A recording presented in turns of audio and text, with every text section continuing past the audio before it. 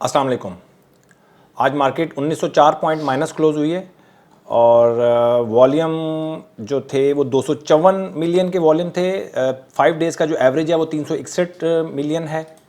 ये वॉल्यूम नज़र आ रहे हैं जी आपको, ये वॉल्यूम है और ये 5 दिन का एवरेज है। और इसके बाद है हमारे पास टर्नओवर में 20 बिलियन का आज काम हुआ है। वैसे 5 दिन का जो एवरेज चल रहा है वो 26 बिलियन का चल रहा है।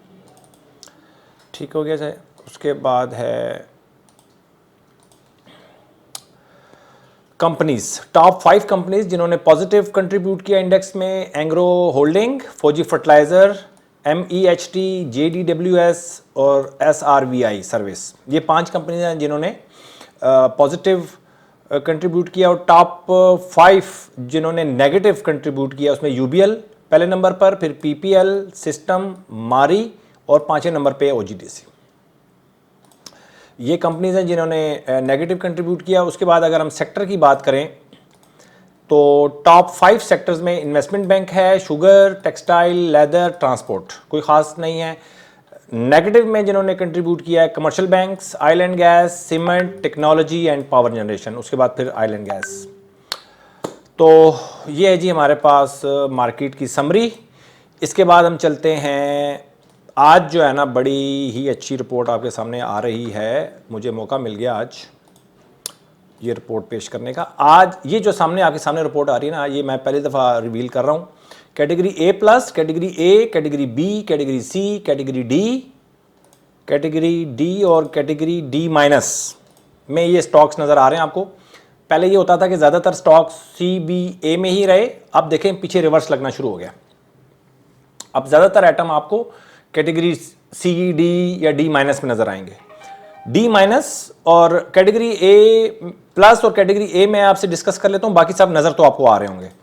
कैटेगरी A+ में MFFL, मरी ब्रूरी, SCBPL, स्टैंडर्ड चार्टर्ड, और कैटेगरी A में FHAM और एंग्रो H।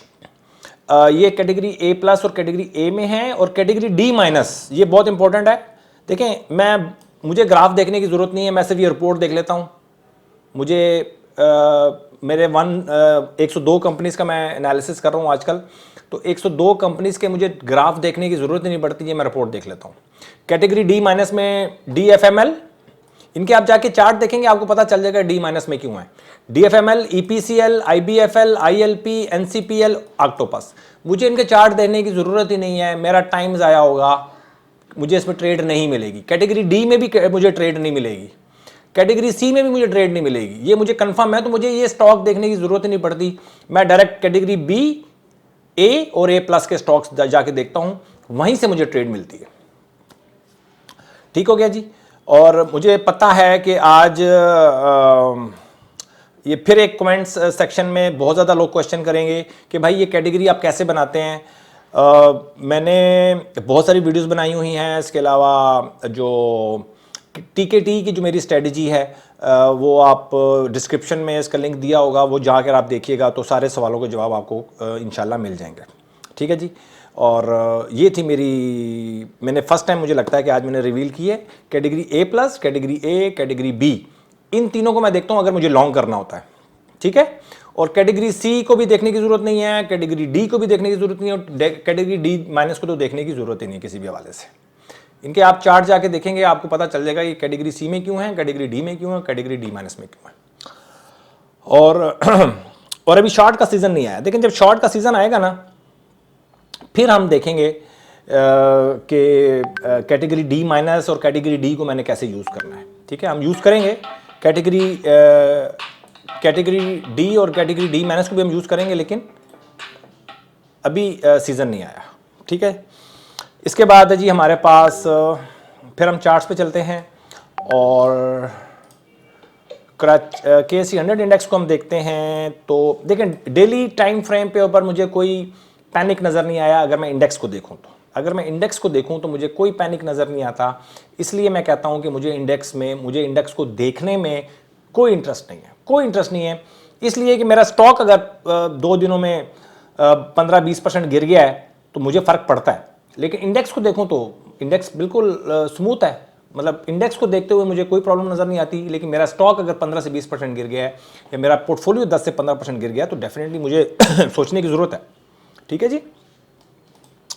तो 15 मिनट के चार्ट पे देखते हैं आज क्या किया मार्केट ने। आज मार्केट ने सलामी दी है जी प्राइम मिनिस्टर ऑफ पाकिस्तान को, गैप में ओपनिंग हुई और उसके बाद जो गिरना शुरू हुई है वो गिरती रही।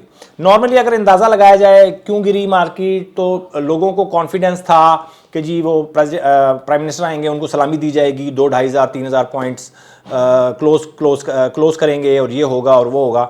लेकिन आप देख लें कि जो लोग सोचते हैं उससे हमेशा जो है वो मुख्तलिफ ही होता है। अब ऐसा होना शुरू हो गया है कि जो लोग सोच रहे हैं उनसे मुख्तलिफ होना शुरू हो गया है। मैं बार बार कह रहा था, कल मैं 2-3 दिन से आपको बता रहा हूँ कि हमने नीचे लेवल पे बाय नहीं करना, ट्रैप करेंगे। ये आपको बताएंगे कि नीचे जाए तो बाय करें, फिर ऊपर चली जाएगी मार्केट, नीचे जाए तो बाय करें, और एक दिन ऐसा लपेटे में लेंगे कि दोबारा आपको मौका नहीं मिलेगा बेचने का। अच्छा, इसके बाद है जी FFL को हम देखते हैं। FFL 3 दिनों से गिर रहा है और जिन्होंने इसको बाय किया हुआ है उनका स्टॉप लॉस हिट होने वाला है, हिट हो चुका होगा या हिट होने वाला है। ठीक है तो अपने स्टॉप लॉसेस को आपने फॉलो करना है। तबीयत थोड़ी अभी तक ठीक नहीं हुई, माजरत, आज तबीयत आज फिर थोड़ी सी ऊपर नीचे ही है। फौजी फर्टिलाइज़र की अगर बात करें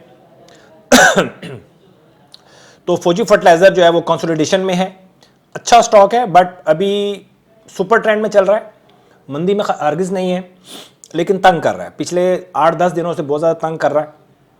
फौजी फर्टिलाइज़र ऐसा स्टॉक है कि जब आप देखेंगे कि मार्केट थोड़ी सी भी नॉर्मल हुई ना तो ये बिल्कुल सो जाएगा, ये बिल्कुल सो जाएगा। और मुझे लगता है कि ऐसा कि जो इसकी प्रीवियस अगर मैं हिस्ट्री देखूं तो प्रीवियस हिस्ट्री के मुताबिक बिल्कुल कंसोलिडेशन में चला जाता है।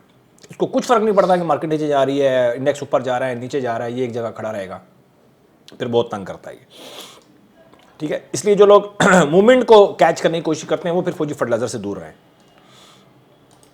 एयरलिंक अच्छा स्टॉक जा रहा है जी, 4-5 दिन से प्रेशर में है, बट अच्छा, ये एयरलिंक को डिस्कस करने का मतलब ये था, मैं आपको बता दूं कि देखें कल जो कैंडल बनी थी ना, कल कैंडल बनी थी और इसका RSI था 60.84। ठीक है, यानी कि लेकिन ऊपर से नीचे आ रहा है तो हमने इसको अलर्ट कैंडल नहीं मानना। आज जो कैंडल बनी है 62.74, ये नीचे से ऊपर जा रही है तो आज हम इसको अलर्ट कैंडल मानेंगे। ठीक है, एयरलिंक पे अलर्ट कैंडल बनी है, ये पॉइंट नोट कीजिएगा कि ऊपर से जब नीचे मार्केट जा रही हो और वो 60 को जाकर टच करे, क्लोज हो जाए, बट अगले दिन का आपने इंतजार करना है, अगले दिन कैंडल क्लोज हो 60 से ऊपर, उसको हम अलर्ट कैंडल मानेंगे, उसके हाई के ऊपर बाय करेंगे। पेशेंस दिखाना है, मैच्योर होने देनी है अपनी ट्रांजैक्शन को, अपने स्टॉक को मैच्योर होने दें, उसके बाद बाय कर लें। महंगा सस्ता कुछ नहीं होता भाई, आप जिस रेट पे बाय करेंगे और कितने रेट पे सेल करेंगे वो डिफरेंस हमारे लिए इंपॉर्टेंट है, बाकी कोई चीज़ इंपॉर्टेंट नहीं है हमारे लिए। ये हो गया जी एयरलिंक। उसके बाद सुई साउथ मैंने आपको बताया हुआ था पहले भी कि हमने नीचे जाते हुए हमने बाय नहीं करना। लास्ट 2 डेज़ में इसने क्लोजिंग अच्छी दी है, बट आज कुछ बेहतर लग रहा है। कल तो खैर प्रेशर में, कल तो इसने लो अपना इम्प्रूव किया था, आज इसने लो अपना आज इसने अपना हाई इम्प्रूव किया तकरीबन 1 हफ्ते के बाद। तो पैनिक नहीं होना आपने। टीकेटी अगर हमें यहाँ से इजाज़त देगा तो तब हम बाय करेंगे इसके अंदर। ये थोड़ा सा रिस्की मामला होता है टीकेटी में फर्स्ट टाइम इंटर होना, लेकिन हमें एंट्री ज़रूरी बात है, जब इंटर होंगे तो रिस्क तो होगा। उसके बाद है जी पीआरएल 3 दिनों से गिर रहा है और वही बात है, ऊपर से नीचे आ रहा है। आज 55.29 क्लोज हुई है इसकी RSI। कल अगर 60 से ऊपर RSI इसकी क्लोज हो गई तो कल अलर्ट कैंडल बनेगी, नहीं तो ये नीचे चला जाएगा।